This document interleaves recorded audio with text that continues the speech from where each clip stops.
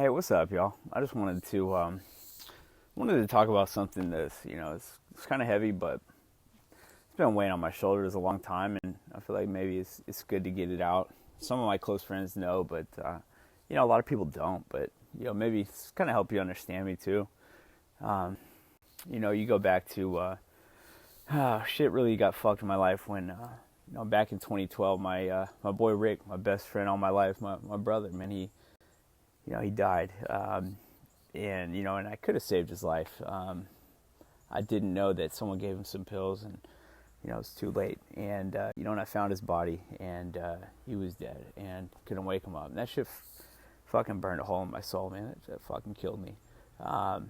That was my boy, and from there, things just fell apart with the girl I was gonna get engaged to. I thought she was the love of my life. She ended up trying to fuck my best friend, and basically, that shit was just really got to me, man. I relapsed on drugs at my boy's funeral. Carried Rick's casket and laid him to rest.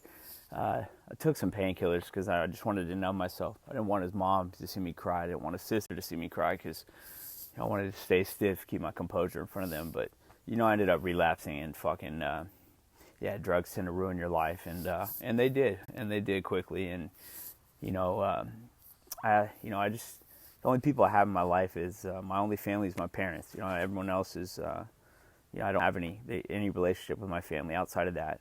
And I came to them and I said, look, I really need some help. And they were just worried about money. They turned their back on me, and so I just went to a really dark place, and ultimately that led me to doing a 1-year prison term in Texas. And so if you know anything about prison, it fucking sucks, man.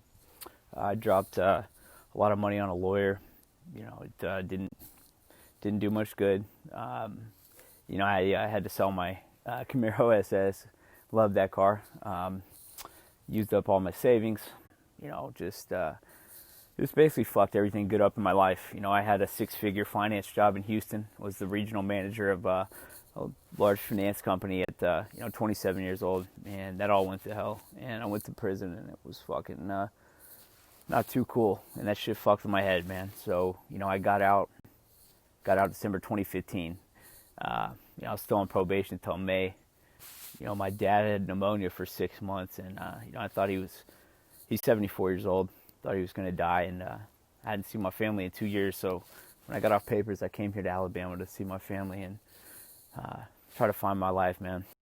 When I got out of prison, just the whole experience I went through in my addiction and also in prison, man, I had PTSD like a motherfucker.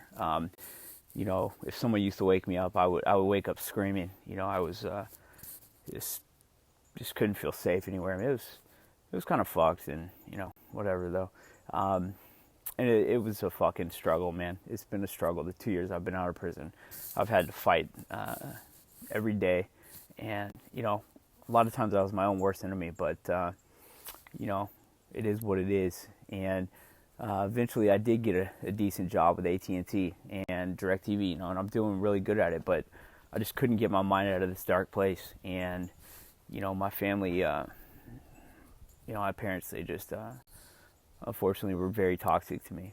They got in a fight with them a couple months ago, and they told me, I was coming off some antidepressants. They told me to kill myself. I had just moved to Alabama. I didn't yet really have any close friends, and my parents were, all I had other than my friends back in Houston.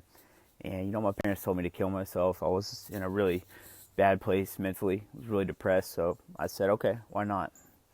And I really regret what I did, but I attempted to take my own life. I took about 20 of these blood pressure pills I'm prescribed for PTSD, and from what I'd heard, I was pretty sure way that I would die. And I got scared, and I spit them out, but my parents said, maybe you're finally doing the right thing. So I just said, fuck it.